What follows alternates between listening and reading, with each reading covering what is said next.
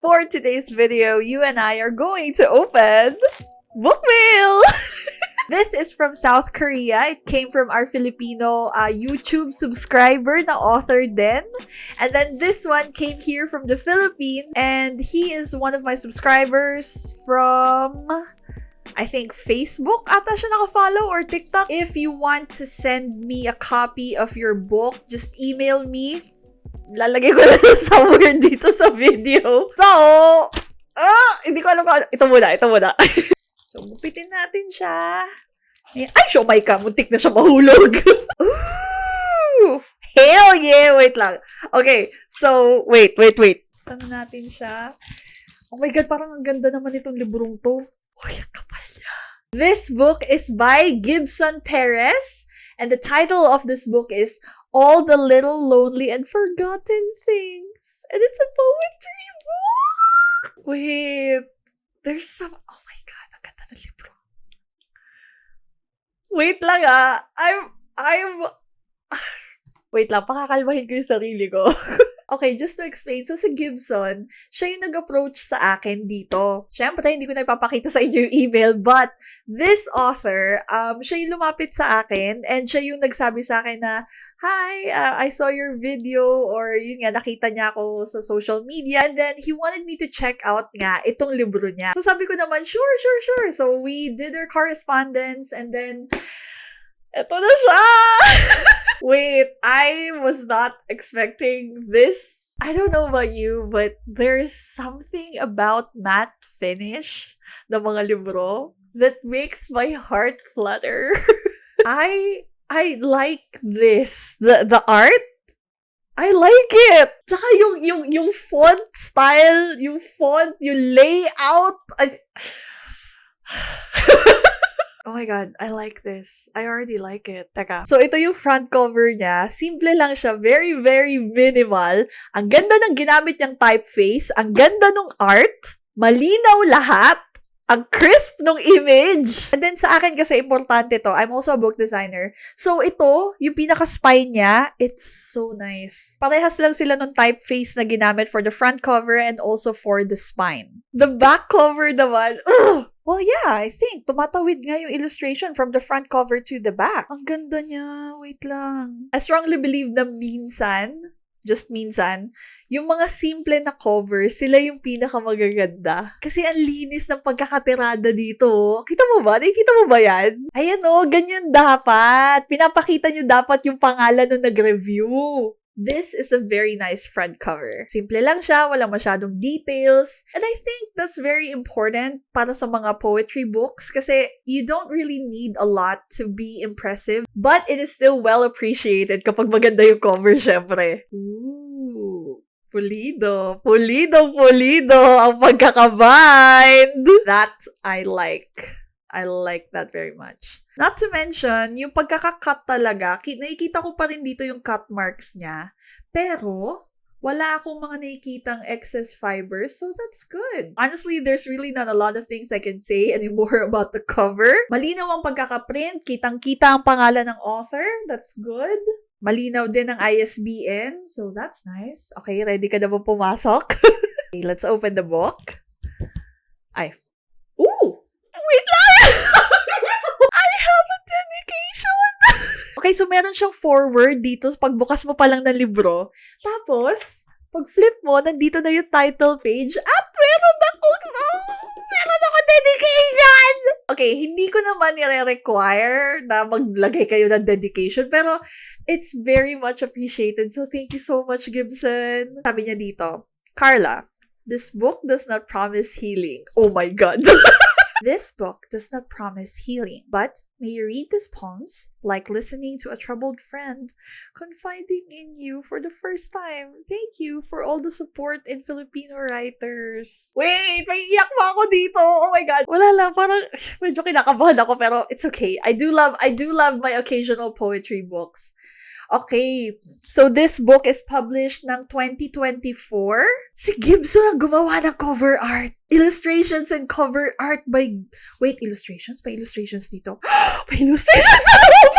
So, illustrations and cover art by Gibson Perez, printed in the Philippines, first edition 2024. And of course, this is published by 8 Letters Bookstore and Publishing. So, sabi niya dito, to you whose heart is worn with sorrows and questions and trying still. 337 pages siya. Woo! P.S. All is now a tea, long gone cold.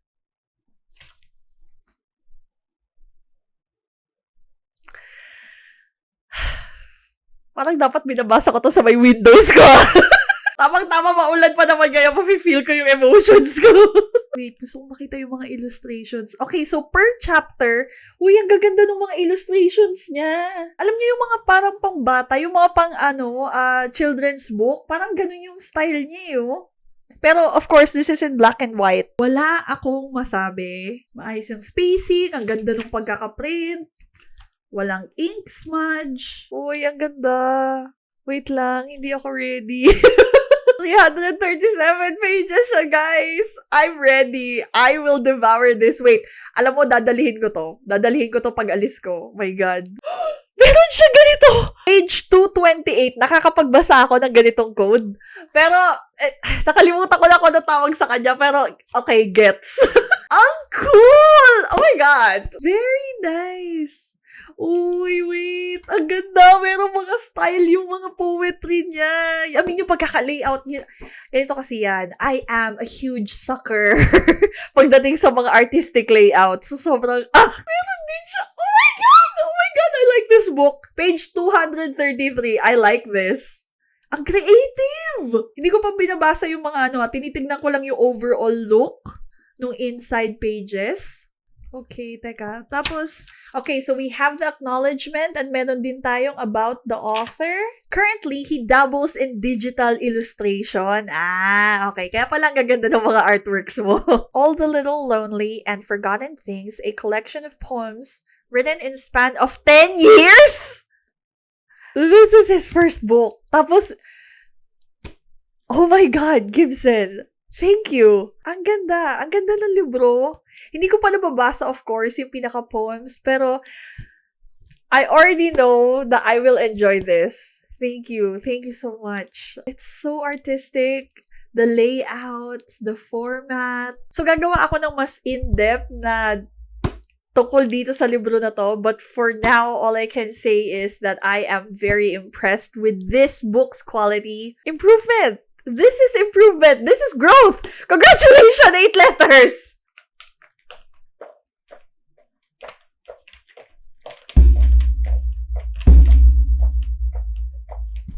Okay. Nangangawit na yung kamay ko. For a 300, ilang pages to? Bale, 337 pages. 8 letters. Improvement! Do you see? Ganito, ang ganda. Ang ganda ng book. Mahilig ako sa short stories. Nagbabasa din ako ng mga war and mga non-fic.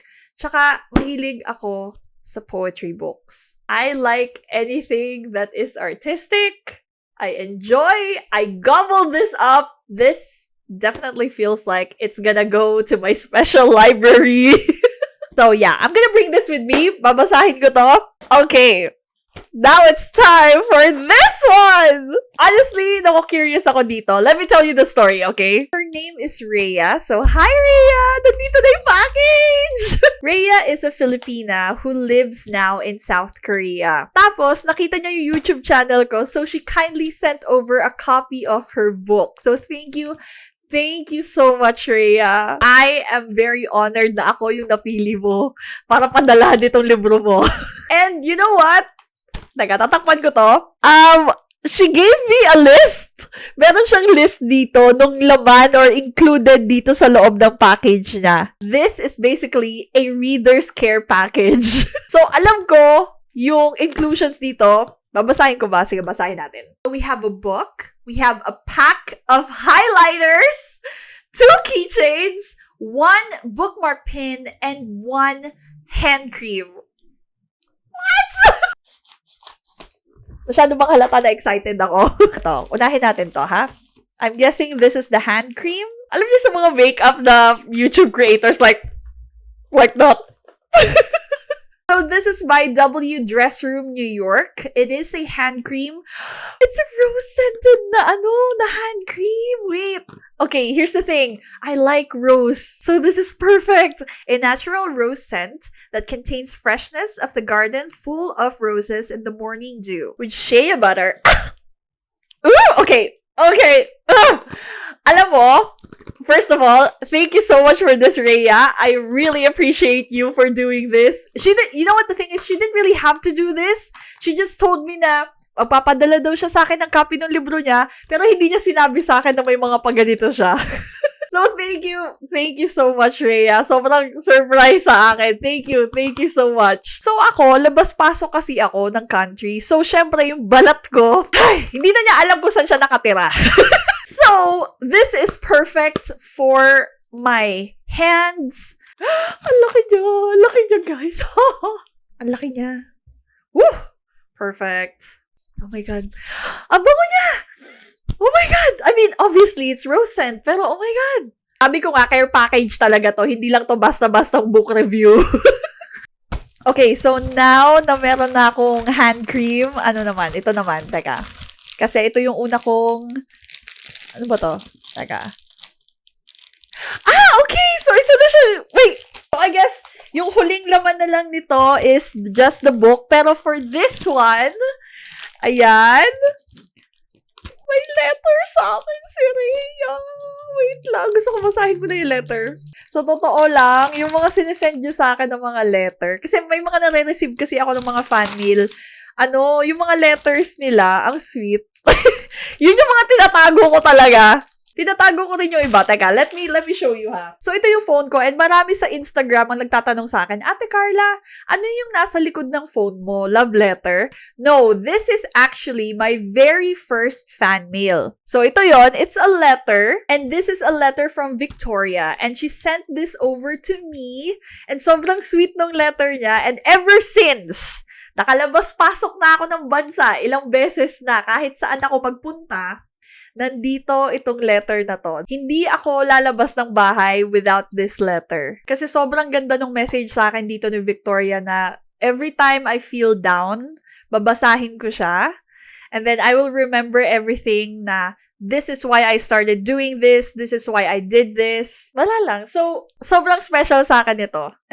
Meron din akong dahon galing Calgary. Silang dalawa lang yung nandito sa loob ng phone ko. Now, so ito naman, babasahin muna natin to. This is Rhea's letter. Sabi niya, in fairness, ang ganda Rhea ng handwriting mo ha. Carla, I know my book is far from perfect compared to traditional books you read, but you still agreed to review it. Thank you very much. It is an honor to have my book reviewed by you. Stay safe always and have a good day. To the amazing girl on earth. From Rhea. Oh, I like this. I-frame ko din to. Wait, unahin natin to kasi... Oh my gosh! Rhea! Gumagawa si Rhea ng resin! Ang cute! Ginawa na ko ni Rhea! Meron akong keychain. Ay, cute may star. Sorry! Ang ganda pa niya kasi purple. Oh my God, it's so on brand. Thank you so much. Connect with me on YouTube, Resin with Rhea. Ayan, sige. I-follow nyo. Ay, hindi pala malinaw. If you want to, please follow Rhea, Resin with Rhea. Hala, ang ganda. Wait. Asan yung bag ko? So cute! I like it! I'm guessing ginawa din niya to. Ooh, it's for my phone. She gave me this keychain, or rather, parang cellphone na accessory. This is a Dior na perfume bottle. Ayan! Tada! Ang cute ng phone ko. Meron na siyang accessory. Bagay ba kapag... Oh my God. Teka, pag-iisipan ko kung parehas ko sa nilalagay. It's a bookmark! It's a bookmark! What? Naman ganito? Wala! Nakikita ba? Ang ganda oh my God! Actually, kailangan ko na din talaga ng bookmark kasi nauubusan na ako ng magnetic bookmarks. Ito na! And finally, ang aking highlighters! Grabe! Effort! Alam mo, actually, sobrang timing mo talaga. Kasi, itong blue ko na highlighter na to, sobrang tagal na nito sa akin. Tapos, naubusan na siya ng ink. So, this is the book. Ay! Uy, may wrapper siya. Wait lang. Carla from Rhea. Naka-gift wrap pa talaga siya para ako. Feels like Christmas. Maglalagay na lang ako ng link kung saan nyo siya pwede bilihin. Kasi sa international publisher niya, pinagawa itong libro niya na to. And during our last correspondence, parang ang sabi ni Rhea doon is, nag-update siya ng cover. So, this cover is now updated. Itong libro, whatever is magiging itsura nitong cover niya, hindi na ito yung cover na makikita for the new or the reprint version. Oh, wow. What is that texture? Wow! So, inclusions muna. Inclusions. So, these are bookmarks. Okay, so we have the foiled version ng bookmark. Ayan, pag ginagalaw ko siyang ganyan. Itong kabila naman, this is also a foiled bookmark. I think napanood ni Rhea yung reaction ko about the AI art na cover. So, hindi ko na i-explain yon. Pero for her cover, gumamit nga daw siya talaga ng AI art. From the get-go, of course, halata naman na AI art. So, we have Rhea Reyes. The title is Devil's Heir. Oh, this is a series. This is only book 1. Suitable for young adult readers. Okay, thank you for that. Gagawa na lang ako ng super quality video for this one. Pero, I can tell you now that hindi ordinary yung finish, yung pagka-matte finish nitong book niya. This is what we call sa publishing industry na high matte finish. Kasi yung texture niya is almost, para siyang, it's a matte finish, of course. Pero ano siya, may pagka-rubber yung feels nung book niya. Hindi ko alam kung yun din ang tawag sa ibang mga publisher or yun nga sa South Korean publishing houses. Pero from the South Korean publishing house na nakausap ko and yun nga, they invited us, ang tawag nila is high matte finish. So, there you go. Okay, minus the AI art, maayos naman ang pagkakaprint. Kitang-kita, obviously, yung title ng libro, The Devil's Heir. Pagdating natin dito, okay, may number ang series. This is the book 1. Nandito ang author, title. Ayan, ganyan ang itsura kapag naka-open ang buong cover. This is printed by Draft 2 Digital. So, Draft 2 Digital ang nagprint nito. It was edited by Andrea Estipona. Cover art, design edited in Canva. Okay. Tapos, ayan, may mga table of contents siya dito. To the person who read this, don't stop chasing what your heart desires until you are satisfied. Ang saya kasi ang lalaki ng font. Makakatulong to sa pagbabasa ko. Thank you very much, Rhea. Okay, so yung mga chapters niya, merong mga illustration sa headers. Ang saya, ang laki kasi ng font. So, alam mo yun, nakakapagbasa ko na, hindi ko kailangan na, pwede ko lang siyang, This is so nice. Tsaka, yun nga, ito. Cream paper din siya, pero it is uncoated. Ayan, may picture din siya sa likod about the author. Rachel, thank you so much from the author, Rhea Reyes.